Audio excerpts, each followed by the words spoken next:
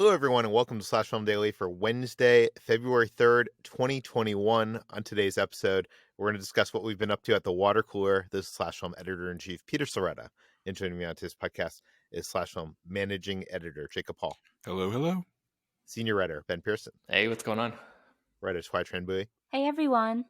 And Chris Evangelista. Oh, hello. Something different from you today, Chris. Yeah, I gotta change it up. I don't want it to get stale, Peter. I want the people at home to be entertained.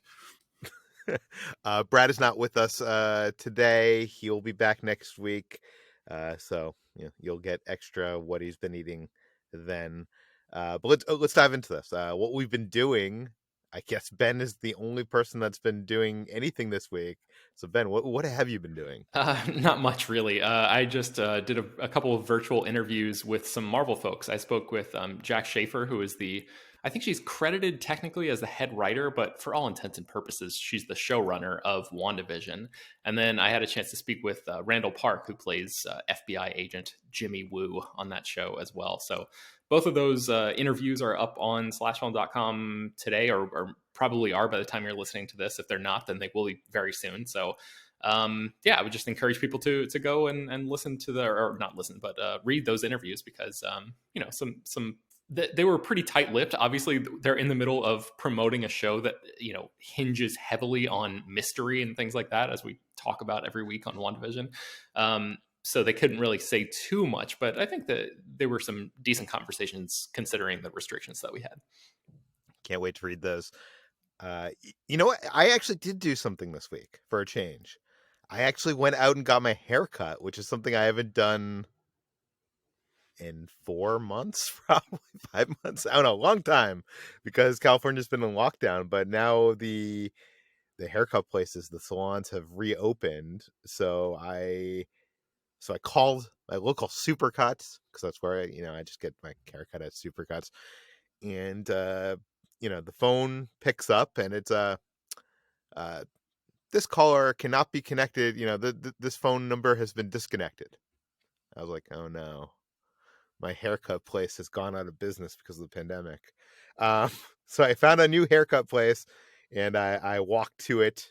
And it's actually been like kind of warm here in LA. So I was like, a little bit hot outside. I got my haircut and I was walking home, and it was like about a mile down the road, and on the side of the street was one of these, I don't know if you call it a scooter or a bicycle.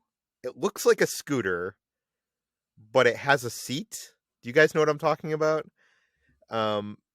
It's called Wheels. I know there's a bunch of companies that make them. There's like Lime scooters. Do you mean a bike, Peter? Is that what you're talking about? Well, it doesn't have pedals. Yeah, I know what you're talking about.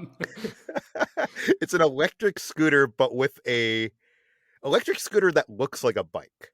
Because I don't think it's a bike. Like a moped, kind of? No, it's a... All right, I'm just going to stop guessing things. It sounds like a moped to me. Yeah, I think it's like a moped without an engine, I think, is maybe a decent like an electric moped? Yeah. So basically, you can get this app called it's Wheels, and you log into it, you give them your credit card, and then you scan the barcode on the bike, moped, scooter thingy, whatever it is, and it unlocks the thing to be ridden on, and you basically can ride it and then drop it off at any mainstream or like a important intersection of any kind, and then you end your ride, and depending on how long you've used it, you get charged I think I got charged $5. I used it for 15 minutes or something like that. But I just want to say, guys, that and this thing goes 20 miles per hour. So I was going 29 miles per hour. At first I was on the sidewalk because I was afraid to go into the street with it, which I know is not legal. But then I'm going 20 miles per hour on the sidewalk, and that does not feel safe. And you know why that's probably not illegal. There's potholes in the sidewalk and nearly killing me. So I go into the street, and going 20 miles per hour on one of these scooter thingies, why does it feel I don't like, obviously we're in cars all the time going, speeds of 60, 70, 80 miles per hour, and it feels like nothing. But like when you're on a bike going like 15, 20 miles per hour, it feels like, I don't know, it's exhilarating. And all like the memories of my childhood, like being on a bike, like the Amblin style, like Peter being on a little bike riding around his neighborhood, like totally came back riding this thing. But anyways, I don't really have any conclusion to this. I wasn't even going to talk about this on the podcast, but I did want to say I enjoyed my bike ride, my scooter ride, my moped ride. I don't know, my wheels ride, and I might end up using it again if it's on the way to wherever I'm going. But so none of you guys have done one of these things in the past, like a scooter bike situation that you like unlock? Peter, we're too busy covering Sundance to be on scooters right now. I did use one of those scooters when I was at Comic-Con last year. I'm a car, Peter. I'm a grown man. I don't. Well, they've been around for years, and I know like they're in Austin. So, Jake, if you don't have time for scooters, No, I hate the scooter situation in Austin. It's a huge mess, and people who actually live here think it's the worst thing in the world because all these people abandoning scooters in every freaking street corner, and I hate it. Burn all the scooters. If you're going to use public transportation, you use a bus like a real Also, person. it feels really unsafe to use these right now, Peter, because what if someone like rode that scooter and they weren't wearing a mask and they like coughed all over the handles? Did you at least like wipe it down before you got on it? yeah. Well, no, I didn't wipe it down. I didn't have wipes on me, but I had sanitizer, so I used the sanitizer before and after. I mean, Right, before doesn't really help, but I used it after.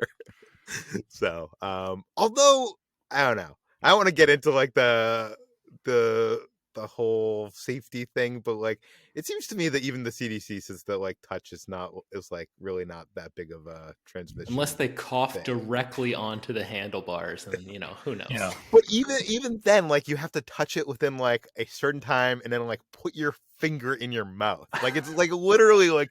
Look, we don't know what you do with your fingers, Peter. For all we know, every time you ride a scooter, you are seized with an urge to put your fingers in your mouth. I mean, we're not judging. We're just saying. Okay, let's move on to what we've been watching. Chris, Ben, you guys have been at Sundance virtually. What do you guys have been watching? I know we did this like whole podcast yesterday about it, but there must be some stuff that you haven't talked about yet. Yeah, Chris, you want to talk a little bit about Coming Home in the Dark first? Yes, Coming Home in the Dark is an Australian horror thriller, I guess you could say. And it's about this family. They're on this trip to like some scenic locations, and everything looks gorgeous, and there are mountains, and it opens in this very serene way. And then while they're picnicking, these two random guys come out of nowhere and come up to them. And things go downhill from there. And I really like this. It is not a pleasant movie, and it's very dark and bleak. And I know it's not going to be for everyone, but it was one of the better things I saw at Sundance. I'm sorry, it's also a New Zealand film, not Australian. Please don't kill me, New Zealand people who hate when you get mistaken for Australians. Man, I found this to be incredibly bleak and super brutal, and just a really interesting movie. And it's kind of tough to talk about because this sort of shocking moments happens in the beginning and really like spins the movie and forces it to pivot in a whole different direction. But the one other thing I'll say, while trying to be as vague as possible about it and still encourage people, especially people who like horror and like super tense movies like that, I think it's worth noting that I think the movie is also about like this idea of your past coming back to haunt you, and like what's a good way to describe it, Chris? Like the central sort of mystery that slowly unravels over the course of the movie. You find out that this guy who appears to be just like a regular family man, his past is maybe like a little bit more complicated than it seems. And it's sort of like a movie about sometimes like standing by and not doing something can be just as bad as participating in something. Like indifference, where you're just like, oh, I didn't do that bad thing, but you didn't stop it either. You know, right? And so like it raises these really interesting questions of like how like I guess how involved is too involved, and like whether punishment should be warranted in certain situations. Like I just found myself thinking like the villain of this movie could very easily be a protagonist of another movie, of a sort of revenge story that we've seen a million times, and it's all about perspective. And I just thought that this movie did a really interesting thing by switching the perspective and just making you think in a way that I appreciated. So it's called Coming Home in the Dark. Chris, do you know if this one's been picked up yet by any chance? I don't think so. Yeah, I don't think so don't either. Quote me on that. I'll look that up while you talk about the next one. Okay. So this one we alluded to in yesterday's conversation, but we didn't have time to dive into it. So let's get into it now, Chris. This is Prisoners of the Ghostland, which is maybe like one of the more high-profile titles out of this year's Sundance Film Festival, which stars Nicolas Cage, and it's directed by Sion Sono, who I think both of us have never seen any of his movies before, but he's made something like 50 feature films, and I think Jacob is pretty well familiar with his work. But this movie is this really unhinged genre mashup that combines these elements of classic Westerns and samurai movies and the Mad Max films and like a little shade of Kung Fu Hustle and a really big helping of Escape from New York in there. And Nicolas Cage plays an unnamed character who is like a bank robber who basically gets strapped into a suit that is lined with bombs, and he is like sent off on this mission to find the mayor of Samurai Town, or the governor, excuse me. Yeah, how dare I screw up his don't get this wrong, Ben. Authorial rank. Yes, the governor of Samurai Town basically straps Cage into this suit and says, like, go out and find my adopted granddaughter. She's out in the wasteland outside of this heightened neon drenched little town that we live in, and then just like chaos happens from there. So Chris, what did you think about Prisoners of the Ghostland? Man, I had a lot of fun with this. It's a wacky movie, but I really enjoyed it. Just as an exercise in style, as an exercise in weirdness. It's very tongue in cheek. Like, it's not taking itself seriously. Like, there's a character named like the Rat Man, and he rescues Nicolas Cage at one point. And there's like this line where this one character is like, you're very fortunate the Rat Man and his rat clan rescued you. And just like the way that line was delivered had me like laughing my ass off. It's a very silly, very wacky, very over the top movie. There's nothing subtle going on here. I've seen some people say like this is like peak Nicolas Cage. And I honestly think save for like one or two scenes where he does like do his yelling thing, he's oddly dialed down in this. I kind of wanted him to be even crazier than he is, because I know he could be crazier than he is here. But there's all this talk about like radioactive waste, and I honestly don't know what the fuck is going on in this movie, and I really didn't care. I was just along for the ride. If I were reviewing it, I probably would have scrutinized it more. Like I when I watch something I'm reviewing, I put on my critic hat and I pick it apart if I have to. And with this, I knew Ben was reviewing this, so I was like, I'm just gonna watch this for entertainment, and that's what I got out of it. I had a lot of fun. Yeah, with my critic hat on, it was very difficult to try to discern what exactly the message of this movie was, or like what really was supposed to be happening in any given scene. It's a very dreamlike movie, and sort of places and time periods like drift back and forth. And I'm right there with you in terms of Nicolas Cage's performance too. I feel like, in something like Mandy, which came out a few years ago, and that was also a Sundance movie or debuted there. That's a movie where I feel like Nicolas Cage is really dialed up to, whatever 20 on a 10 scale. Like that's the film that if you want to see Nicolas Cage completely off the chain on, unleashed, that is the movie to watch. And that movie actually has, I feel like an emotional undercurrent through it that like channels his rage and raw power into something that feels like it's about something. And this movie feels so chaotic, and like so many different snatches of influences are boiled down into this one thing. But I couldn't really get a grip on like what the movie really was, other than just this pastiche of all of these different things. So there definitely are some fun moments. I don't want to make it seem like it's a slog or anything, because just visually speaking, there's so much going on here, and like the production design is incredible. And I think especially people who are like big fans of Nicolas Cage and his sort of latter stage crazy movies will get a lot out of this. I just don't think it's like Cage's best work in many years, or even like a movie that really has all that much to say, at least clearly, because most of its messaging, where it does appear, is incredibly muddled and hidden behind the Rat Man and all this other insane shit that's going on. So that is Prisoners of the Ghostland. I know that I think it's RLJE Entertainment picked this up right before the festival, so I don't know what their release strategy is, but I'm almost certain it's going to be coming out at some point in 2021, so people will be able to watch Prisoners of the Ghostland should they choose, probably later this year. Ben, before we move on from this, can I recommend some Sion Sono films? People who are intrigued by this. So these are all, we're at some point, various points streaming. I recommend checking Amazon for some of these. Or hunting down, any way to watch them. He's not always the easiest guy to watch. He's made a ton of movies in Japan.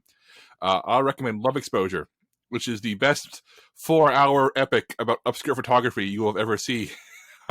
Is it only 4 hours? I remember seeing this at Fantastic Fest. It is 4 hours long. Yeah, it is 4 hours long. Like it was like 6 hours. I disagree. This movie flies. It is the fastest 4 hours I've ever spent in a movie theater. Love Exposure is incredible and incredibly gonzo and insane. I think Amazon was streaming it at some point. I'd recommend Cold Fish, a serial killer movie that is actually really darkly funny and one of his more serious, straightforward movies. I'm not sure when it's streaming. Why Don't You Play in Hell? It's probably the most widely available of his movies, because Draft House Films at the time bought it and tried to make a big thing of it. It's essentially a collision of a uber-violent Yakuza crime movie and a movie about a bunch of teenage filmmakers who are trying to make it. So it's like an Amblin movie wandered into Goodfellas, and everybody dies. It's great. And a weird one that I don't love as much, but it's worth seeking out just for the insanity of it, is Tokyo Tribe, which is a fantasy gangster movie. It's also a rap musical. So it's pretty much an incredibly violent movie set in this fantastical world where gangsters rule all of Japan, and they frequently break in the song, rapping to the camera. So that's Tokyo Tribe, Why Don't You Play in Hell, Cold Fish, and Love Exposure are all the ones I would seek out if you want to get a taste of Sion Sono before you can see Prisoners of the Ghostland. Cool. I do want to point out that Coming Home in the Dark has not gotten picked up or acquired yet. And as you mentioned, Ben, Prisoners of the Ghostland has been acquired by RLJE Films, which I didn't know this, but they're actually formerly Image Entertainment. So they've been around for quite a bit, and they own like 3,000 different movies and stuff. So, but it's mostly for like home video release and streaming and broadcast. They also did Mandy, and also Color Out of Space. So they're like in the crazy Nick Cage business right now. I guess that's like their new market. And they're also owned by AMC Networks, which is weird. But that is weird, huh? Yeah. Okay. Anyway, sorry to interrupt. But Chris, what else have you been watching? Both I and HT watched, because we didn't go anywhere. But we watched Judas and the Black Messiah, which is Wait a second. Can we stop for a second there? Is Saw require like you to go somewhere? I always feel like I saw something sounds like you had to leave the house. Like that's just me. In my mind, it sounds like I had to go somewhere to it's a more active. Yeah. Whereas like watching, you're just at home. You can just watch. You can watch TV, but you saw a movie.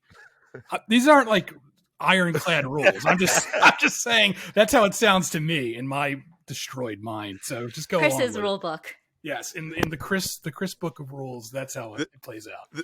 This is the first I've ever heard of this, so this is interesting. Jacob, you are the managing editor of slashfilm.com, a big website on the internet. I want to hear your thoughts on the differences between those two words. I think He he had to stepped step away away. for his phone call. Damn it. I angered him so much with my.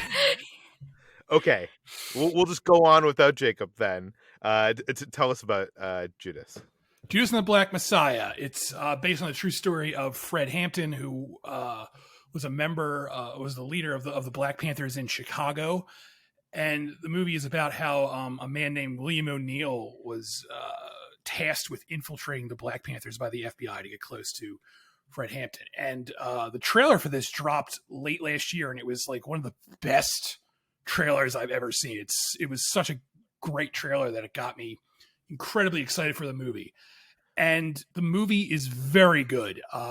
It's not quite as good as the trailer made me hope it would be. I have a few issues with it, and they're mostly on a script level. But the performances, Daniel Kaluuya and Christ, what's his name? I don't have it in front of me. Lakeith Stanfield. Lakeith Stanfield. Sorry, I couldn't remember it. They're both so good in this, especially Lakeith Stanfield, who is playing, I would argue, the more interesting character here, just because I feel like we don't really even get to know that much about Fred Hampton and who he is and who he was. And because the movie is really told from Bill O'Neill's point of view, and it has Lakeith Stanfield just going through so many emotions because, he's in a sense a rat. He's ratting out the Black Panthers of the FBI, and he's trying to save himself from going to jail, and he's conflicted about that, and he's just this tortured guy inside, and his performance is just so like raw and emotional, and it's worth seeing the movie for those two lead performances alone. Yeah. HT. Now it's your turn. Yeah, I basically echo Chris's sentiments. I saw the trailer when it came out and was just wowed by the trailer, and I was so excited to watch it. And the movie does deliver. It's not as good as that trailer, but it's such a tough and brutal biopic. More, it feels less a biopic. It feels almost like a war movie in a way, and that's what the struggle between the Black Panthers and the U.S. government is presented as a war, as something that's told in a war zone, and you really feel it down to like every single frame and every single performance. And yeah, the performances are just gobsmackingly good.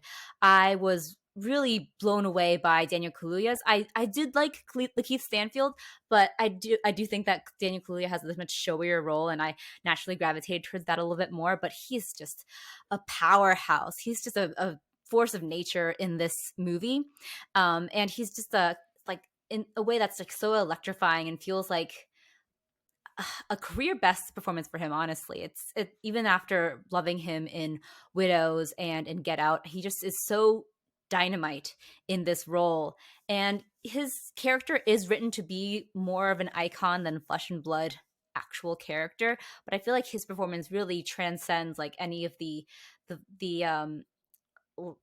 like flaws of in that writing. So yeah, I also highly recommend seeing Judas and the Black Messiah for those performances, and but buckle down for something that's pretty hard to watch. Where are people going to be able to see this? On HBO Max, because it's one of the Warner Brothers HBO Max and theatrical releases on day and date. I think it might already be available on HBO I think it's like Max. February 12th. Yeah. February 12th. Just kidding. Okay, I have been watching stuff I still can't talk about because the embargo date is not up. Nothing too exciting, but I've been spending my time watching that. And the thing I can talk about is I watched a Netflix original movie. Actually, before I get into that, I recently took a trip to Hawaii. I talked about that on the podcast. I went to Oahu. And while I was there exploring the island and the Hawaii culture, I kind of had this like realization that the island, like I've visited Kulaloa Ranch, which is used in many movies as like an island paradise. It's used in Jurassic Park or in Jurassic World films. It's used in like Jumanji. And I feel like Hawaii is not that often on film used as actual Hawaii. And while I was exploring the island, I was wondering like why, because there's so much history to these people that live on the island. There's so many traditions, and it's interesting to see how the people there are kind of trying to balance like honoring their legacy and the history of those people, and also becoming a modern society, and like almost like there's a at odds with one another in some ways. But like I feel like there's not enough movies being made, or at least that I have seen, that kind of explore Hawaii on that level. Peter. Someone was going to say something. I talked about this on the Sundance podcast yesterday, so I wasn't going to mention it today, but there's a film made by a Hawaiian director set in Hawaii called I Was a Simple Man. It stars Constance Wu as a ghost who is guiding her dying husband through sort of like his final days, and it goes back in time to his life living on Hawaii and sort of post World War II era, and the scars of colonialism and how it reaches back and reaches forward into his life and affects his whole family. And it also touches on like the modernization of Hawaii and the tension still between the natives and the people who come in from the mainland. And it's really excellent. I spoke a little bit about it yesterday on the podcast, but I just thought of that right away when you were speaking about this. I have not listened to that episode quite yet. I'm gonna probably listen to that tonight. But I wanted to throw that out to you guys. Like, is there any movies? Like, I feel like the only movie I can think of is like made by a white director starring a white person, and that is like The Descendants, right? Like, and that really Lilo doesn't and even. Stitch. Lilo and Stitch actually does sort of touch on that A little colonialist bit. tension too, but not in a way that's like super upfront. It's just kind of in the background. But you know, it is told from characters who are native Hawaiians, and there is a little bit of a jab towards the white sort of like residents who live there too. So there's an interesting thing there. It doesn't go as deep as you probably want, but Lilo and Stitch does kind of a good job about it. Peter, it's not literally Hawaii, it's Samoa. But have you heard of this movie called Hobbs and Shaw?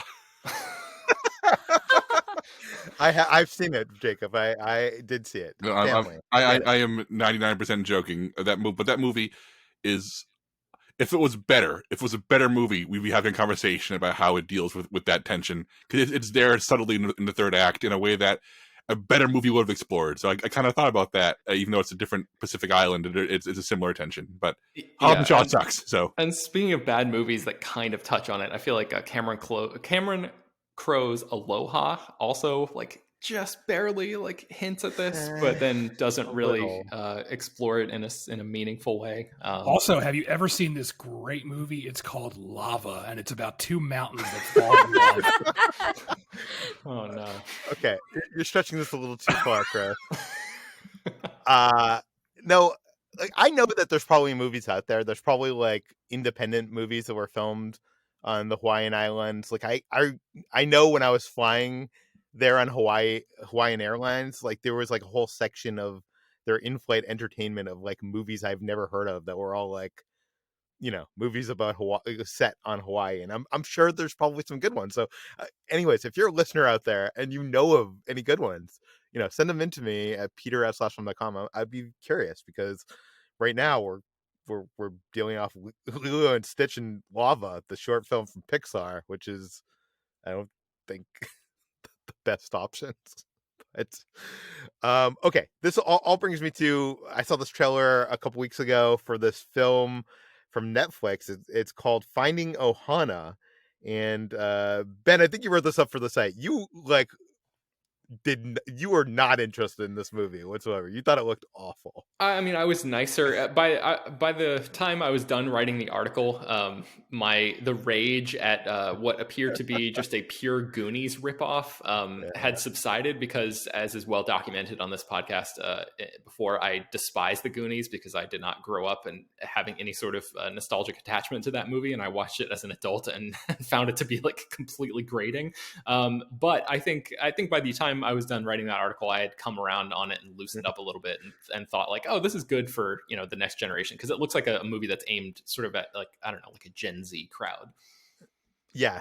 You know, obviously Goonies is my jam and I have a nostalgia for that. So I was like, you know, I was just in Hawaii and like the characters on screen are like they have t-shirt, they're wearing t-shirts of like places I went to. They're actually visiting places I went to. And like I always like after going someplace like traveling, like watching movies that were filmed there because I don't know, you kind of get the sense of like, oh, I was over there, you know, there's like a greater connection in some way to scenes and stuff like that. So anyways, I was interested in seeing this and it came out on Netflix, I think this past week or the week before.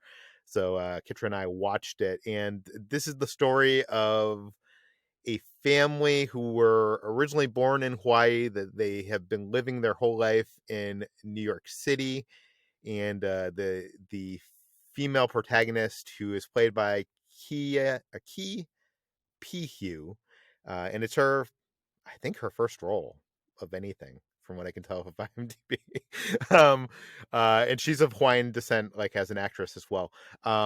They, she plays a geocacher, so she loves like I don't know. This does feel in a way like it was written by like an old man who's like, you know how parkour was cool? Maybe geocaching's the next thing. And he's saying that like, 20 years after geocaching was a thing. But that said, the family has to move back to the island. The grandfather is sick, and much like the Goonies, he's going to lose his house if they don't help. And she finds this treasure map in his belongings and goes off with her brother, who doesn't want to participate, and some other cast of characters on this Goonies meets Temple of Doom treasure hunt of sorts. And I don't know if that doesn't sound good to you, that you're probably not going to like this movie. It's funny that I say it's Goonies meets Temple of Doom, because there's actually a cameo in the movie. I think it's just like one or two scenes from I don't know how to pronounce his name. Ki Hugh Kwan. It's the actor who played Data in the Goonies, and he played the kid from Temple of Doom. But now he's an older man. And it's interesting. It's interesting because like this was filmed in Hawaii. It was filmed all across Oahu.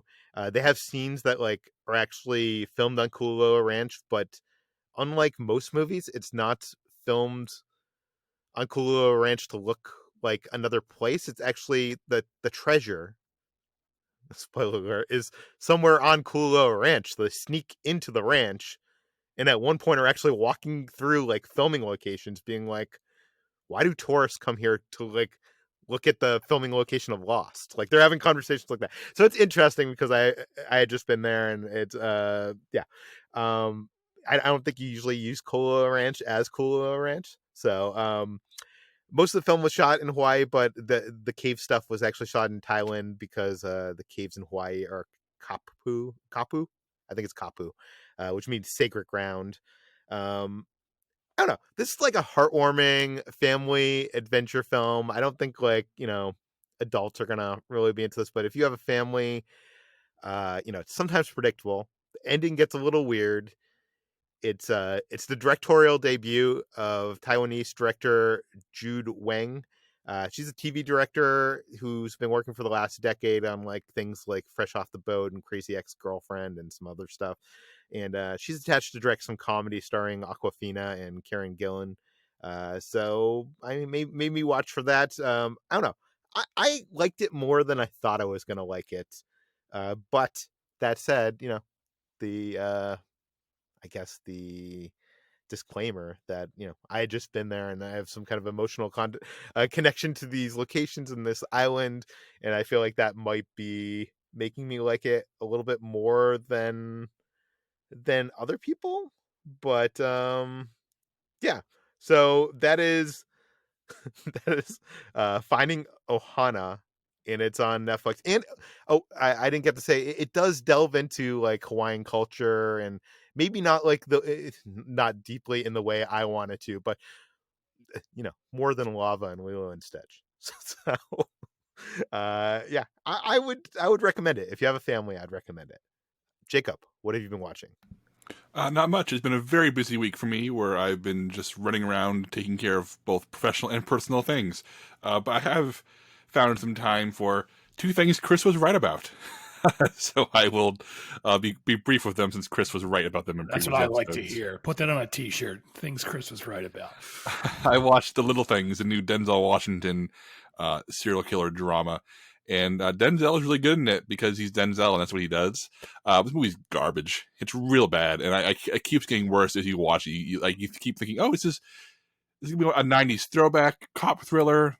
That's good. It's going to pick up any time now, right? And it doesn't. It just keeps getting worse until it peters out. And Jared Leto playing a suspected serial killer in it is fine. Like, sometimes Jared Leto meets a performance where he can make it work, and he works just fine here. You mean Golden Globe nominated don't get me started. for his role in Little Things? I just want to talk about Rami Malek for a second, guys, because I'm convinced Rami Malek's actually a bad actor. He's terrible in The Little Things. He is just this black hole of uninteresting choices. And I forgot to put it on the doc here, but I actually followed up Little Things with Doolittle because it was also streaming on HBO Max. Why? Why? It's a terrible movie. But Rami Malek plays one of the talking animal characters. It was like John Cena and Camille Nanjiani are like giving it their all. Like actually giving energy and life to these very terrible talking animal characters. Rami Malek is just a sort of lifeless talking gorilla as opposed to being an interesting talking gorilla. Or is he the gorilla? He's one of the animals. I can't tell you which one he was, but he's very terrible. And I'm just convinced that Rami Malek, because Bohemian Rhapsody's a bad movie, he's bad in it. So I think he's a bad actor. I know people have seen, I've not seen Mr. Robot, but maybe that's the one character he can play, is he plays the Mr. Robot guy, and that's it, because Rami Malek is terrible, guys. He's bad. No more Rami Malek ever. I'm worried for No Time to Die now, because I don't think he has an interesting choice on screen ever. Tell me I'm wrong. HT, you're a Mr. Robot fan. Am I wrong? I am a Mr. Robot fan. I think he is really good in Mr. Robot, but the character that he plays in Mr. Robot is a uniquely uncharismatic type of unhinged character that I think Rami Malek is uniquely suited to play. So maybe having only really liked him in Mr. Robot, maybe it's just a role that played so well to his sensibilities that it blinded me to him not being good in anything else. I don't think I've seen him in anything else that I've liked. I didn't like him in Bohemian Rhapsody. I honestly forgot about Doolittle until you just mentioned it, and I reviewed that movie. So yeah, I don't know. I remember he was in Night at the Museum, and he was fine. Wait a second.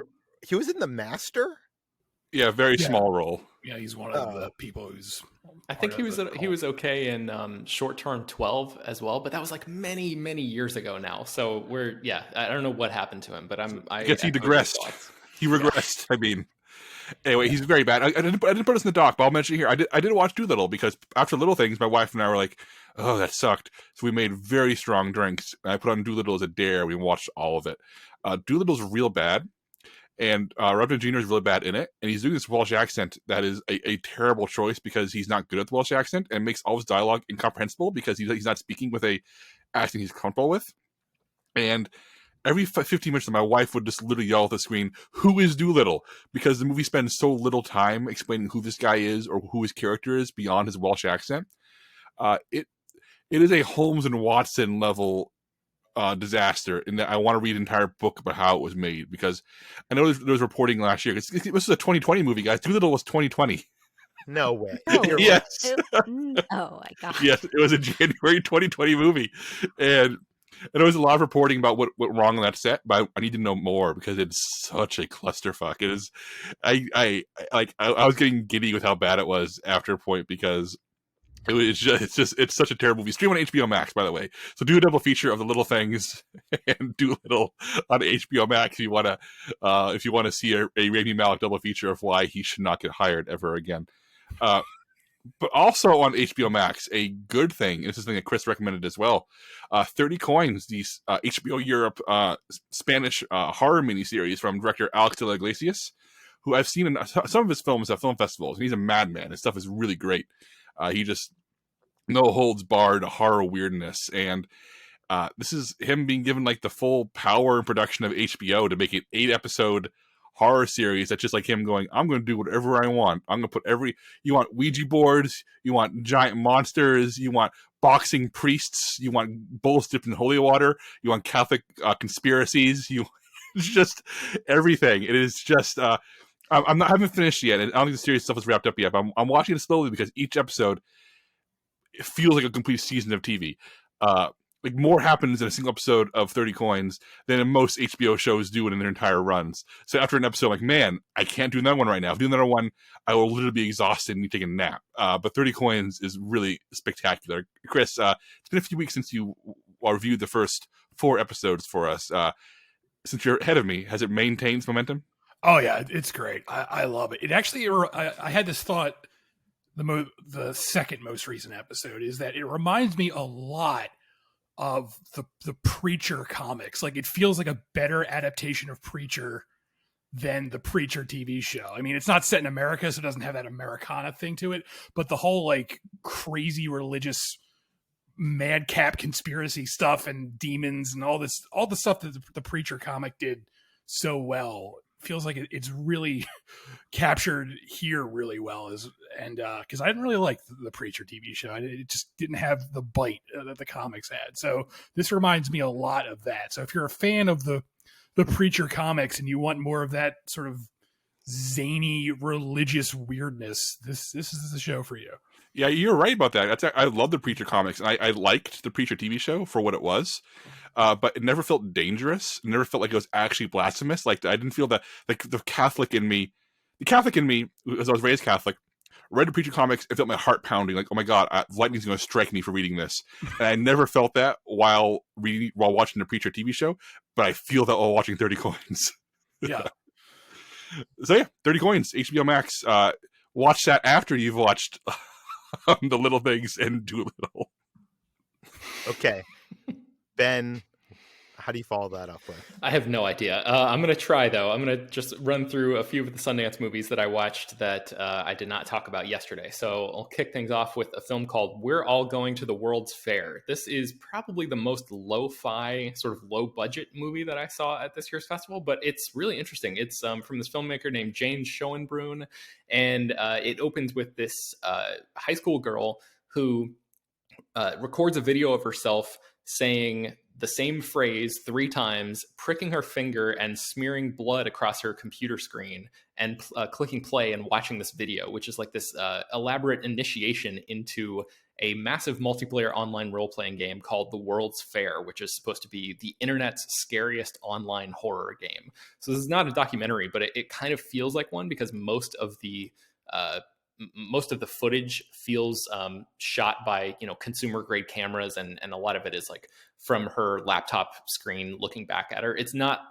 like a screen life movie. There are many moments where it gets more macro than just only being confined in that way aesthetically. But it's a really interesting movie that it's sort of about. I thought it was about like there's so many metaphors in here about what it can feel like to experience gender dysmorphia, which is not a topic that is frequently, even like touched in American film at all. So I think for a lot of people who are maybe like struggling with their identity, especially young people, since this protagonist is a high school girl, I think this is the kind of movie that I think will mean a lot to a lot of people who might see themselves in a way that they have not seen themselves in, like I said, in any other real American movies. Is this a horror movie? Is it a mystery? It's a thriller. I'm not really sure exactly what kind of movie it is because it's so unique.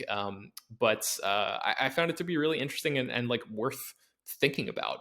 It's very, very lo-fi, very low budget, and that sort of super low budget feel might throw some people off. But I think the passion and the ideas that this movie grapples with makes it worthy of consideration. So it's called We're All Going to the World's Fair. I have no idea what the prospects of this being picked up by any sort of major label are. Frankly, they don't seem good, but I do feel like there is a space for somebody to swoop in and pick up this movie that, like I said, I think could mean a lot to a lot of people. So hopefully people will get a chance to check that out. It's called We're All Going to the World's Fair.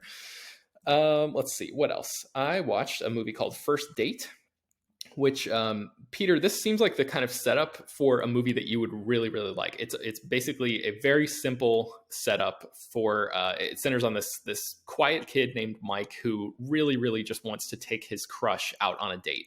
And his parents take the family minivan out on vacation. So he sort of stumbles into scoring a date with this girl and not having any way to pick her up that night. So he goes on this quest to get a car so he can pick her up on this date. And it's one of these like, told over the course of one night stories like Go or something like that I know that you're a fan of.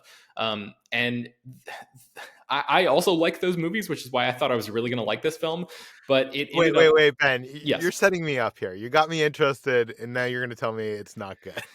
I mean, there are moments, right? Like the central relationship between Mike and this girl, Kelsey, who's played by Shelby Duclos, who is really, really good in this movie. Mike is played by Tyson Brown, who's also good, but his character is a little bit more hamstrung and seems a little bit too reactive to everything that's going on. But Shelby Duclos as Kelsey really feels like a fully fleshed out, like real human being. She actually has like an arc that feels meaningful in the movie.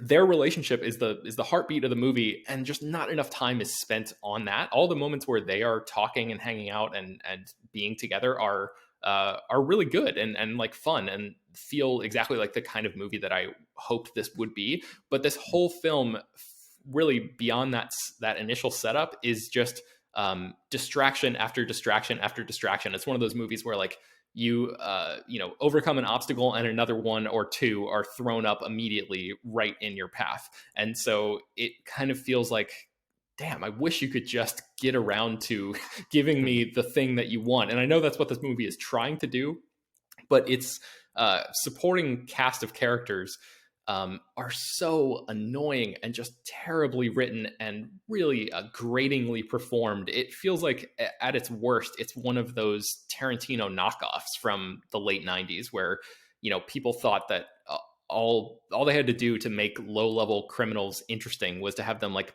bicker with each other about pop culture stuff. And that happens a lot in this in this movie too, with these characters and you spend so much time with these, little low level crime lords and people that this Mike character gets tangled up in as he's trying to just desperately get to this date on time. That you spend so much time with them that it just feels like it zaps the movie of like the goodness that is buried at the center of it. So I was a little disappointed. I still think there are some good stuff. And I really think that Shelby Duclos, if enough people see this, if enough casting directors see this, she's going to be a name that we're going to be hearing a lot. I think she does a lot with a relatively small part, but she seems very, very, I mean, it's one of her earliest roles, and she seems very much like somebody who could easily be, like mixing it up in blockbuster stuff in the next few years. So I feel like it's worth a watch maybe for that. And these directors, I think, have some talent, but the script here is just a little bit too many diversions for my taste. But that film is called First Date, and I don't think it's been picked up yet, but maybe worth putting on your radar. Fine, Ben. Crush my expectations now, but HD has also seen a movie that I've been looking forward to from Sundance, so I'll wait for a few minutes until she probably crushes my okay with that one too. Okay, what else have you been watching? I saw a film called How It Ends, which is that the title refers to is the world. How does the world end? It's a movie that takes place on the last day of humanity, where a giant meteor is hurtling toward the earth. You've probably seen this kind of setup before, where basically people have, whatever it is, 12 hours, 14 hours or something until the world ends. And it's just a sort of low budget indie comedy where people sort of wander around and just like spend their last day on earth and like what they do and how they the relationships that they try to repair and the people that they come in contact with. This movie was shot during the pandemic, and you can kind of feel that because it follows this one character named, I think her name is Laura, Liza, and she is played by Zoe Lister-Jones, who is the co-writer and co-director of this movie, along with Daryl Wine, who's the other co-writer and director. Zoe Lister-Jones is the star of this film. She plays this character named Liza, who basically spends the entire movie walking around with a physical manifestation of her younger self, who is played by Kaylee Spaney from Devs and Pacific Rim Uprising, and she's been in a bunch of stuff recently. You'll probably recognize her. But it's this interesting dynamic of this, woman in her late 30s talking to a younger version of herself. And on this last day on Earth, everybody else can suddenly see the younger version. Whereas before, I guess she spent her entire life just, having a personal conversation and interaction with this version of herself. But now everybody's just working on this sort of higher consciousness because I guess the world's going to end. And it's about these two characters who are really just one character, sort of, coming to terms with the life that they've spent and trying to, it's about them just like walking through Los Angeles, which is really weird to see because it was shot during the pandemic. So the streets are all super empty and there's nobody around, and it sort of has this weird haunted feeling to it. But they encounter tons and tons of people along the way, and almost everybody that they encounter is like somebody that you'll recognize. It's all sorts of like famous comedians, and I don't want to give away any of the cameos because that's really the fun of this movie, is just watching these two people sort of like breezily stroll through LA and just encounter, a couple people at a time, and let these two people, they just do like 5 minutes of comedy and then move on to like another movie. Or another couple rather, or another like, character. It sort of feels like a series of little like vignettes in that way. So I enjoyed this movie. It doesn't always work, but I found it to be pretty charming and maybe the funniest film that I saw at Sundance. So it's called How It Ends, and I'm guessing because of the big names involved here, that this one will probably end up being picked up. So I think it's worth a watch. I think there's a little bit more going on here beneath the surface than what initially appears. So How It Ends, seek that one out if you can. I know that a movie called A Glitch in the Matrix is coming out. As a matter of fact, I think it's being released this week, like Friday. I know it's been picked up, and I'm pretty sure it's hitting VOD on Friday. So this is the newest documentary from Rodney Asher, who is the filmmaker behind this 2012 documentary called Room 237, which was this really deep dive into unconventional readings of The Shining, the Stanley Kubrick classic. So you probably have seen that movie or know about it. And this movie applies a similar kind of thing to the idea of simulation theory. So Asher is fascinated with this idea that we all might be living in a simulation. And he talks to a bunch of people who, from experts to, like philosophers, and then actual people who he refers to as eyewitnesses, who are people who just like regular people who genuinely believe this and share the moments that they've had when they sort of were awakened to what they perceive to be the actual truth of this world, that none of what we're living in is actually real. So,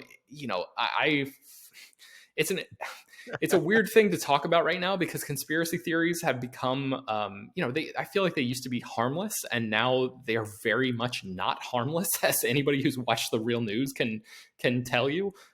So it feels a little icky to even be like giving the idea of conspiracy theories, even one about simulation theory, any oxygen at all.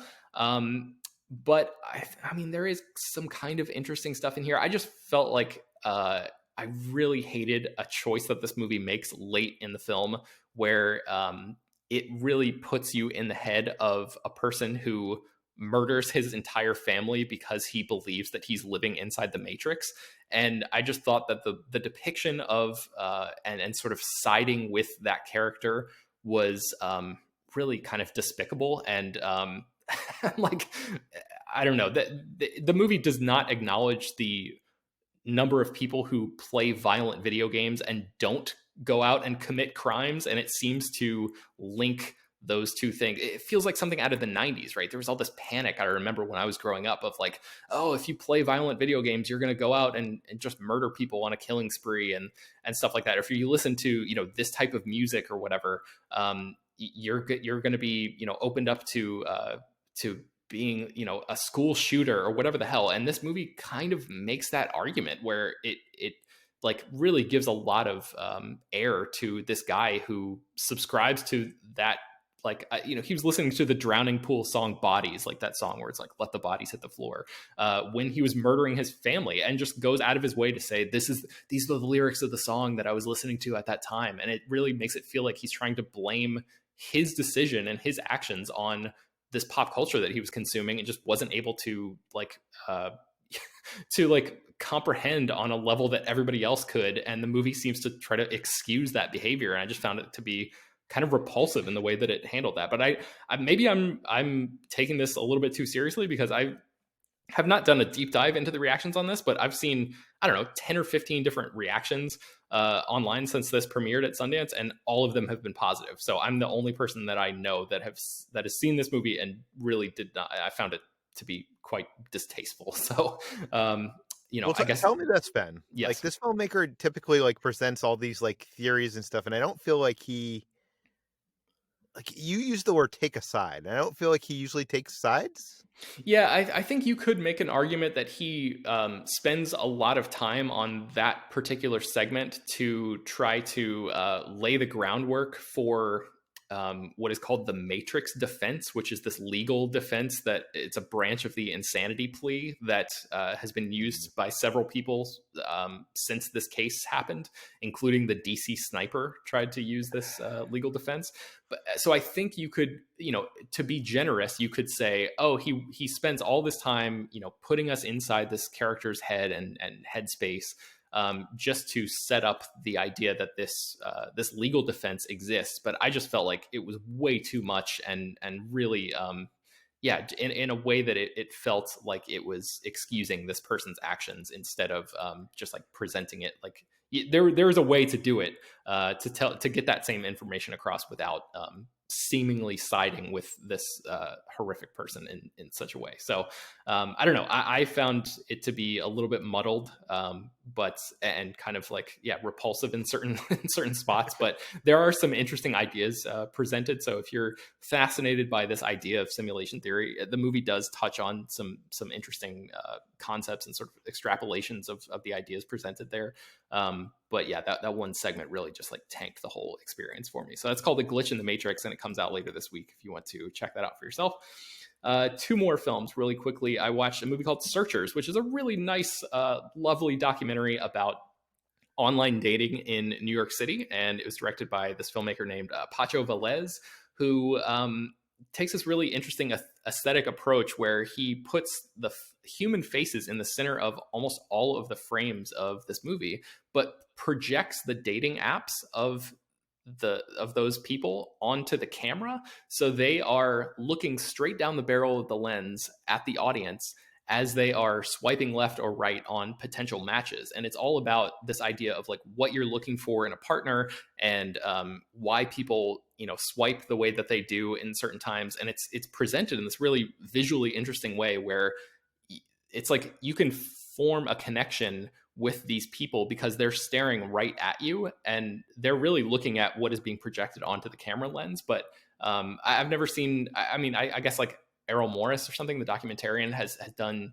similar things in terms of the aesthetics there. I haven't actually seen maybe any of his movies now that I think about it, and I should probably remedy that. But I just found this movie to be really fascinating. And also Pacho Velez, the director, puts himself in the hot seat. Basically, he gets in on the action and opens up his own profiles, and he actually sits down with his mom at a certain point and cycles through a bunch of options and gets her perspective on his past relationships and some advice about what he should do regarding his love life. And you never really see what happens with any of these people and whether they actually go on dates with the people that they've connected with, but you see sort of flirtations happen and like the beginning of potential relationships. And it just is a really nice movie about like this connection that we all have and these vulnerable states that we sometimes put ourselves in, especially in the online dating world, to like put a version of yourself out there that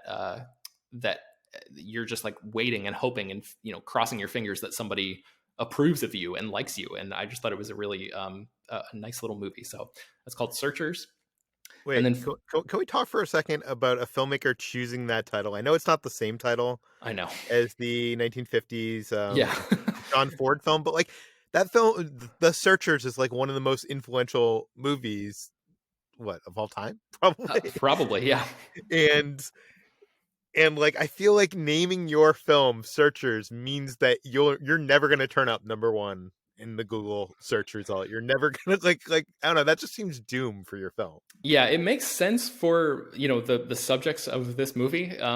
It makes sense when you're watching the movie, but yeah, as like from an SEO perspective and all of that, it just it feels like a mistake. And also, like, it's very close to Searching, which just came out at Sundance a couple years ago too. So I mean, there's there are maybe better titles, but and who knows, maybe the title will change by the time it gets picked up, or if it gets picked up. So yeah, we'll have to keep an eye on that. But the final movie I saw is a documentary called The Sparks Brothers, which is about this pop rock band called Sparks. And Edgar Wright directed this movie. It's his first documentary feature. And it has a ton of people in it.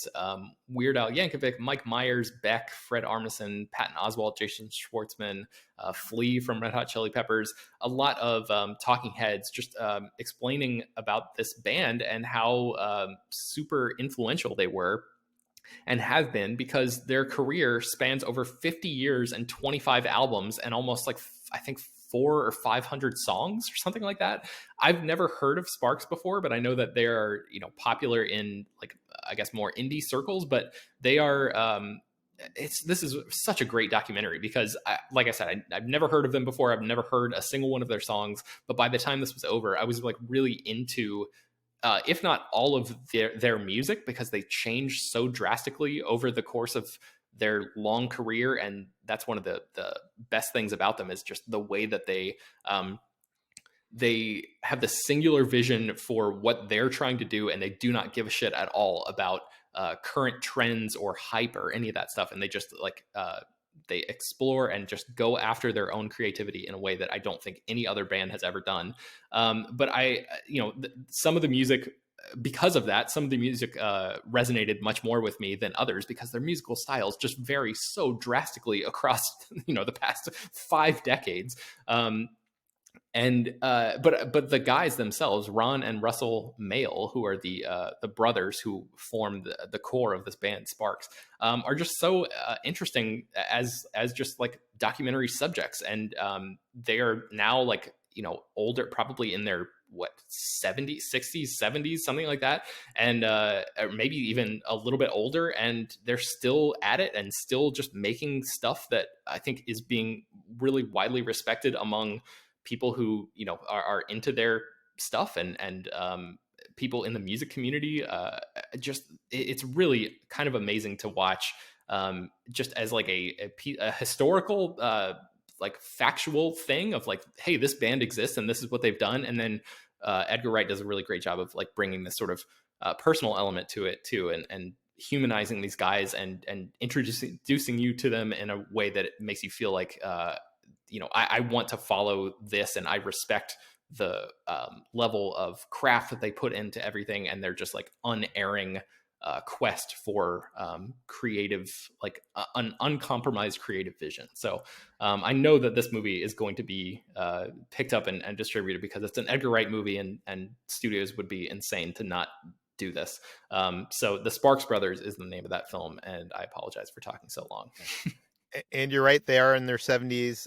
The one thing I want to know about this film, because I think you've talked about the topic so much, but Edgar Wright is known for his style, like in his films. And like, I'm wondering how does an Edgar Wright documentary look and feel, and how is it different than another documentary? It is unsurprisingly very energetic, and the editing, and like my wife and I were watching this on the couch, and just occasionally we would just like look at each other and just be like, my God, can you imagine editing this movie? Because it's so frenetic, not in a bad way, not in a way that is off-putting at all, but there's just so much archival footage that he had to, or his team, his editors had to go through to be able to present this information in this way. And it's like I said, super energetic, very like upbeat, and there's also like some fun Edgar Wright touches in there, where he does these like visual puns, where like the image that we have at the top of our review is these two band members holding up windows and looking at each other, and Edgar Wright sets up this little tiny segment of the documentary that he calls visual puns, where he provides some narration and says that like this documentary is going to provide a window into the insights of these guys, and so they're like literally holding up windows, and so there are a lot of little moments like that feel like, oh, only Edgar Wright could have done something like this. It has that sort of playfulness to it. Very cool. Okay, let's move on to HT. HT, I'm gonna have you speak about one of the films later on your list, because it's the one from Sundance that I was most curious about. And you have seen two films here that are about people in holes, but I realized that. John in the Hole and Marvelous in the Black Hole. But Marvelous in the Black Hole is the film, like when I was like looking over the Sundance stuff, I was like, oh, this seems like a Peter movie. So I want to. So I guess ruin my dreams. Tell me, how is it? Oh, I don't want to ruin your dreams, but I did think of you when I watched this movie, because it is a coming-of-age movie featuring Rhea Perlman as a magician who is this surly sort of magician who often performs for children, who befriends a teenage delinquent going through the grieving process after her mother had recently died. And I don't want to... It's fine. I'm sorry, Peter. It's sweet, and there's like moments of fun, stylish flares that I think make it a little bit more than your typical coming-of-age movie, but it is very slight and kind of forgettable in the end. But it's fun. I haven't gotten to write my review for this yet, because I just watched it yesterday. But it's a sweet movie. It's directed by Kate Sang, and it follows this teenage delinquent named what is her name?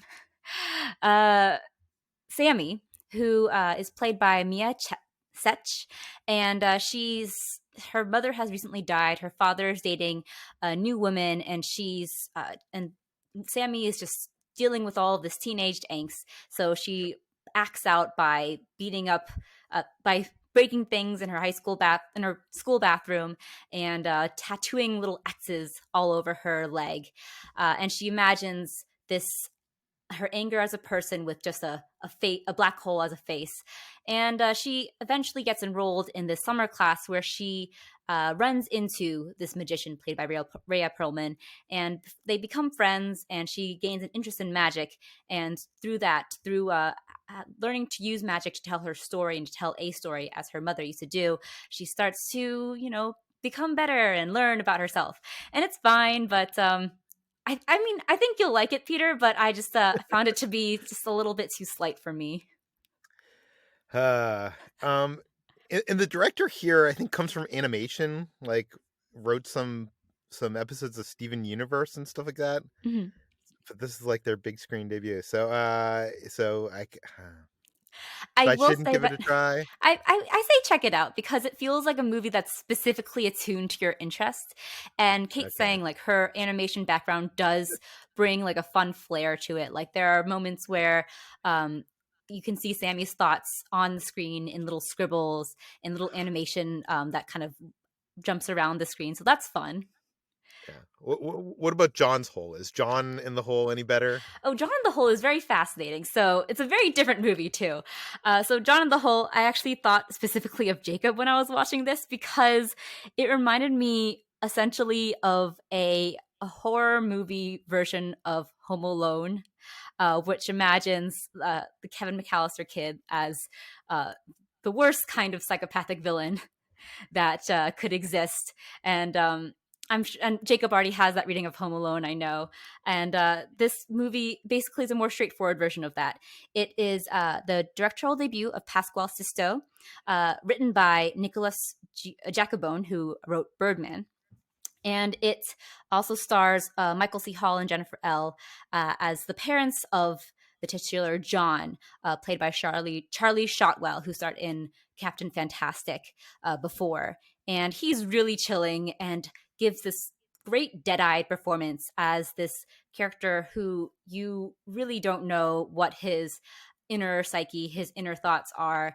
And he eventually, he's this boy who lives in like relative privilege, but it's a very spiritless life. He goes to school, he wanders around his like wooded, the woods around his very minimalist, like wealthy mansion, and with his new toy drone. And one day he stumbles upon a hole, which he asks about his parents about, and they muse that it's a unfinished bunker for people that the builder ran out of money for. And he at one point just without any explanation decides to drug his parents and his sister, played by Taissa Farmiga, and drag them into the hole and leave them there in a sort of half-baked attempt to play at adulthood. And it's very strange, very opaque film. I feel like I described it in my review as Home Alone as a horror movie meets the sort of empty cruelty of Yorgos Lanthimos. It feels very much like one of his films where everything is a little bit chilling and cruel and bleak and claustrophobic, especially aided by the film's 4:3 aspect ratio. And I think it was a little too opaque for me, so that's where I couldn't quite connect with it. But it's a film that definitely makes an impact. And even though I kept just thinking, this is like one of those Home Alone as a horror movie trailers that you see on YouTube, but cut into a feature film. But it was good. And I feel like Jacob would enjoy this film specifically because of his hatred for Kevin McAllister and Home Alone. Okay, what else have you been watching? The other things I've been watching, and I have a lot of things, so I will be going long, and I apologize. First up was One for the Road, which was a film that I actually was really looking forward to. It's directed by Thai director, hold on, I have his name. Thai director Natawut Poonpiriya, who directed Bad Genius. None of you guys have seen that movie, right? I don't think so. No. I really, really love Bad Genius. I watched it in 2018. I think it was a big festival hit when it came out that year. And speaking of Edgar Wright, it reminded me a lot of his kind of playful acrobatic editing style. It's this high school heist thriller where these teenagers, one of the lead character of which is a scholarship student who comes from a poor background and is kind of brought into this cheating scheme by her wealthy fellow students, and basically tries to steal the test answers to help these students out and earn a lot of money. It probably reminds you a lot of the movie The Perfect Score, but it's a more straightforward like heist version of it, and it's really, really good. So I was it's also streaming on Netflix if you guys want to check it out. But so I was looking forward because of that to see what Natsuat Poonpiriya had next in store, and that was One for the Road, which is also produced by Wong Kar-wai. And what's really interesting about One for the Road is that I felt like I could see a director and producer almost at odds with each other. So One for the Road follows these two sort of estranged friends who have been long separated and reunite after one of the friends is diagnosed with cancer.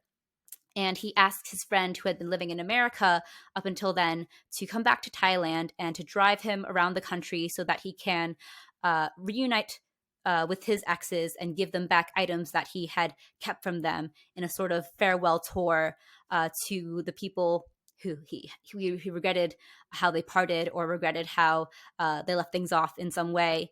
And the first half of this film is this really stylish and wistful sort of tapestry of these two characters, past and present, their memories sort of interplaying with the reunions in the present. And the way that it works, it feels like that's when Poonpriya and Wong Kar-wai's sensibilities are matching. It feels like this very stylized, very very acrobatic and energetic film, meeting some of the more wistful and moody aspects that you typically see with Wong Kar-wai. But at the same time, you can kind of see Poonpriya almost getting bored with this kind of premise. He doesn't really have a patience for the sentimental, I think, because he keeps trying to add in all of these stylish flares that don't really mesh with the film. Like there's like these montages that are really fun and almost too really broadly comedic, and they come like right before or right after this really heavy emotional moment. So it's a little bit strange and atonal. And then like in the latter half, like this last half of the movie, it shifts almost abruptly, where it becomes this long flashback almost entirely. And it turns almost into this sort of soapy like walk down memory lane. And it's very abrupt. It's almost like a different movie for the last half. So I found it really interesting. There's more things to like about this movie than to dislike. It was disappointing after I liked Bad Genius so much, and also having Wong Kar-wai as producer, like such a big name on that. But it was kind of interesting seeing like two very different directors, two very different creatives, just like almost at odds with each other throughout this film. So that's one for the road. I think it has been picked up by someone. I don't really know who yet. But I will recommend watching Bad Genius, which is streaming on Netflix. Okay. I was trying to look up who's distributing this thing, and I can't find it. Okay, never mind. I don't think it has been distributed yet. Okay. All right, the next movie I watched is Mayday. And this is a movie that may be just completely made for me. It stars Mia Goth as this sort of charismatic psychopath who leads an army of lost girls in this war against men as they lure in men through this radio signal, calling Mayday, and lure them to their deaths either by storm or luring them to the strange island in which they reside, where they shoot them down and hunt them as targets. And it stars Grace Van Patten as a young woman who in present day is very unhappily working at this sort of event venue. And while she's working, a fuse malfunction leads her to suddenly be knocked unconscious and wake up in this strange land where she is embraced into the fold of Mia Goth and her Lost Girls army. And there's been a lot of comparisons to Sucker Punch for this, like a more surreal, dreamlike version of Sucker Punch. I haven't seen Sucker Punch, so I can't exactly make that comparison. But I definitely felt like this was a distorted Peter Pan fable where these lost characters banded together in this strange sort of afterlife in a all-female world that is where they kind of have to they're kind of being molded into these weapons and these forces of nature. And Grace Van Patten's character is sort of at this crossroads where she's trying to decide whether she wants to become that weapon or whether she wants to be that flesh and blood girl like that she used to be. And it's very dreamlike, very surreal. I really enjoyed it. I really like it. Just kind of hit all the notes that I really like. I know that it's gotten more mixed reviews from other people, but it's got that distorted Peter Pan fable. It's got an all-female world and sort of like this deconstruction of that feminism too, in a way that's really interesting. And it also goes somewhat into the ideas of suicidal ideation, which I found really fascinating, if not completely followed through. But that's Mayday, and that is directed by I had this up, but then I exited out of the things. Karen Sinor. Yeah. I was going to say in the first half of the review, I was like, this sounds like a YA adaptation. But then the second half of the review was like, no, it isn't. Yeah, I think describing it as like a more surreal sucker punch does it a disservice in a way. I think it's much more interesting than that. But I really liked it. I don't know if everyone will like it as much as me, but it just hit all the buttons for me. And having Mia Goth play like that sort of charismatic, psychopathic leader is just really fun. So that's Mayday. Next on my long list, I watched Cryptozoo, which is a really, really fascinating, really dazzling animated film. It is directed and written by Dash Shaw, and it is set in this. It's set in this world where it's set in the 70s, where follows a hunter of cryptids, which are basically mythical creatures of legends, and she hunts them to attempt to rescue them and put them in a sanctuary called the Cryptozoo, which is being created by this wealthy benefactor who wants to introduce the world and the public to cryptids in a way that will make them some money on the side. And the really fascinating thing about this, other than it's really dazzling animation, which recalls the art style and the animation style of the 1970s French experimental film Fantastic Planet, right down to the stop motion like cutouts that you see, is that it feels like a sort of slyly anti-Disney film, in its message of harnessing the magic of the world and turning it into a consumable and digestible product. And Dash Shaw spoke about how he took some inspiration from sort of Disney World and also the idea that Walt Disney had for Epcot as a livable like community that was more than just a theme park. And eventually after his death, it just got turned into a theme park. But his vision for that was sort of this livable utopia. And that's the vision for the Cryptozoo, a utopia for these cryptids where they can live without being in fear of abuse or being traded by people who want to use their magical abilities for their own. But at the end of the day, it is about also selling them for the benefit of tourists who gawk at them. So I found that really interesting. But and the animation style, I was kind of almost mixed on. So the animation is like this hand-drawn sort of cutout animation, and it's really, really beautiful. Some of the most singular and unique animation that I think I've ever seen on like in an animated film, apart from an experimental film like Fantastic Planet.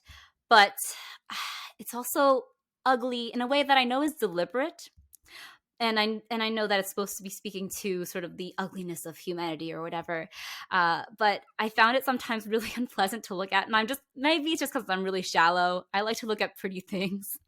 So it is like an adult animated film, so it's not afraid to shock and turn up the dial on the blood and the gore and those sort of shocking elements, which is some of the elements that I felt like sometimes they went too hard on, but I do think that like overall it's just one of the most unique and singular things I've ever seen like in animation. So that's Cryptozoo, which I think got picked up by Magnolia recently. Yes, it got picked up by Magnolia, and it's gotten a lot of praise. I feel like I was more lukewarm to it than a lot of other people who were all in on this. But I will say it is very good and very smart and very, very unique and beautiful. So that's Cryptozoo. Next off is Strawberry Mansion, a movie that is also getting a lot of praise. It's a surreal fantasy movie about a man played by Kentucky Audley, who also directs the film, who is an auditor for dreams. It's set in this sort of near future where the government taxes dreams. Whatever objects or things that appear in your dreams will be taxed by the government. And he shows up to audit this old lady's dreams one day and ends up being caught in this sort of bigger conspiracy as well as this big cosmic romance. And I like this movie a lot on page, and I actually really liked it visually as well. I think it's stunning and beautiful in that sort of retro futuristic way. But I just found its surrealism to be a little staid and almost inert in some ways. And I think the failing for me was in its central cosmic romance, which I just felt like I couldn't be sold on because the characters and the performances, which I'm sure were deliberate, were just very like monotonous and like straight faced. And I just couldn't find myself invested in the greater stakes, even though this is actually a pretty low stakes film, because of that. So I was left a little disappointed. I do think the visuals are amazing, and there are some sequences that are just like out of this world, involving like some giant rat men as well. A lot of giant rat people here in this year's Sundance. But yeah, that's Strawberry Mansion. It's fine. I can't say I loved it, but definitely one of the most unique films I've seen out of Sundance. Next movie I watched is Prime Time. So this is a hold on, I have a lot of articles pulled up for this. Okay. This is a Polish hostage thriller set on New Year's Eve 1999, on the eve of Y2K, and it deals with some of the paranoias of Y2K as well. This is directed by Jacob Pietek and co-written by Pietek and Lukasz Sapsky, and I'm sorry for butchering those names. I'm very, very sorry. And this is it basically is set in this TV station, which is holding a contest on New Year's Eve that is suddenly taken hostage by a young man who wants to deliver a message to the entire nation, but is cut off by the cameras before he can. And it's basically, it takes place almost in real time as he holds the few people who are in the studio hostage, which is the hosts of this contest and a security guard that he had taken hostage earlier. None of the camera people are there, and everyone else is safely in the booth. And it definitely does capture the feeling of being in a hostage crisis for 4 hours. I found this film to be a little on the dull side. I do think it's a great showcase for star Bartosz Belenia, who had recently starred in Corpus Christi, which was nominated for an Oscar. He's really fantastic as the man who takes the people hostage and seems to be really uncertain and scared, and doesn't seem to have a plan in place for what he does once he does get to deliver his message. But I feel like the film's Primetime's ideas, or its attempts to speak about the greater relationship between the media and the people and all of those things just kind of fall flat to me. So it's fine. It's just a film that I found to be a disappointment and a bit of a slog, honestly. So that's Prime Time, and I have a couple other films. I'm sorry, guys. Thank you for holding through. The next film is At the Ready, which is a documentary directed by Maisie Crow. It follows a group of high school students in El Paso who are all trained in this sort of military education, like law enforcement training program, who want to become Border Patrol customs officers.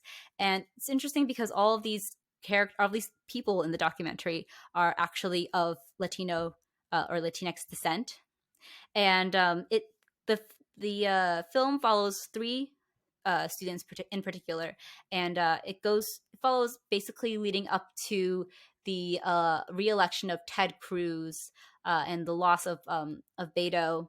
I forgot what year it was. Everything kind of blurs together. 2018, I want to say. Yeah, I think that's right. Yeah, in 2018. And they're sort of changing feelings as they're going through this law enforcement program, which they look at fondly. The people who run it, who are all former like police officers or former border patrol people, do treat them as like, an extended family in a way, and that's what sort of draws them to that environment. Because their own family lives or because of their own communities don't have that structure and that support that they crave. So it's a really interesting and humanizing look at a really fraught subject that I think is really good, and that is it. I did not get to see Boy State that you guys all raved about last year, but I feel like there are a lot of similarities between At the Ready and Boy State in terms of just like the subject matter that it tackles. All right. Those are all my Sundance movies.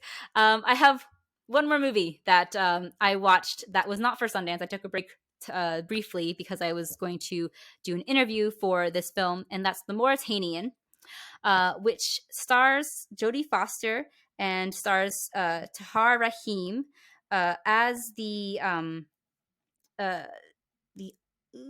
hold on. As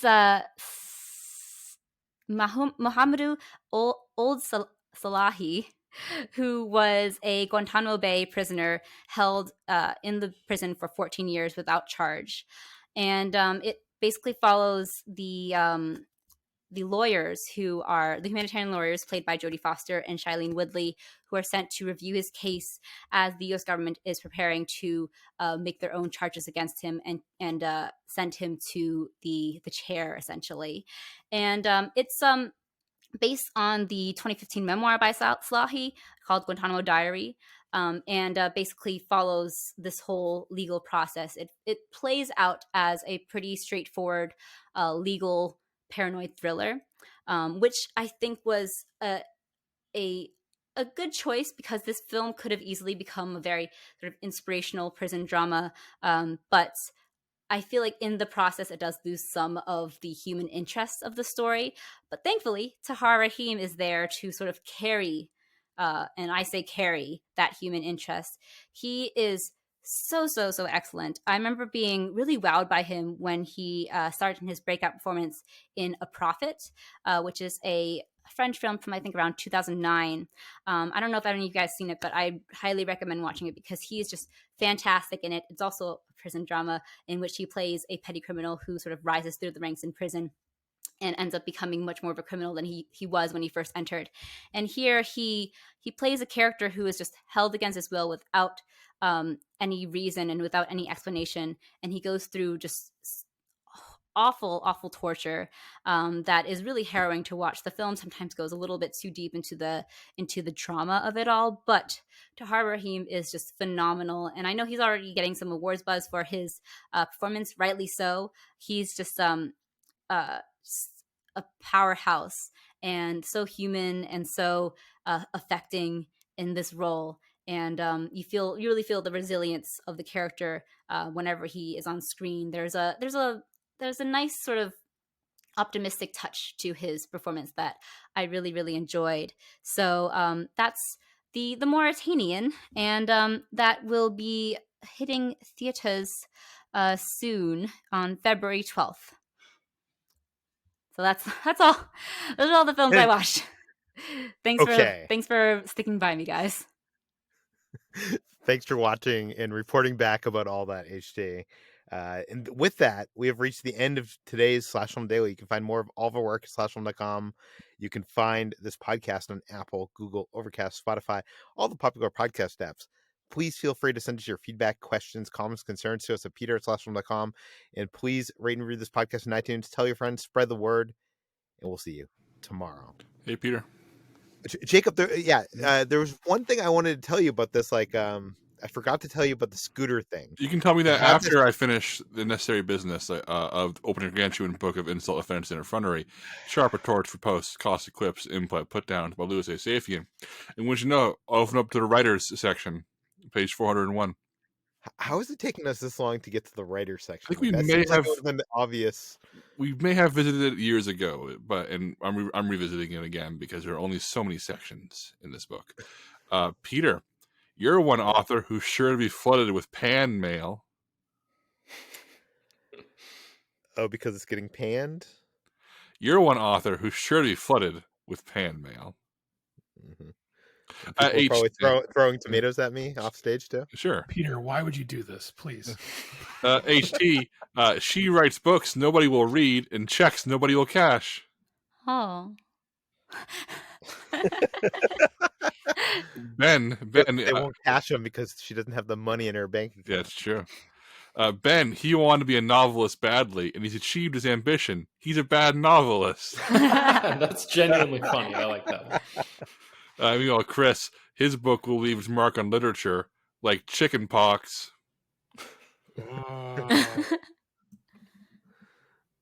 Is that because checking pox goes away? Peter, his book will leave its mark on literature, like chicken pox. Okay. So we've reached the end. That's all?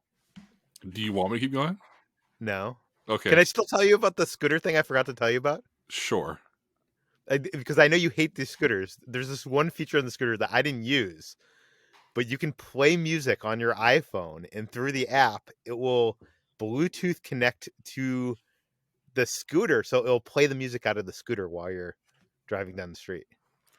I have up to page 151. Pessimist. No. Because Okay. my viewpoint on scooters, my usual greeting is good morning, probably.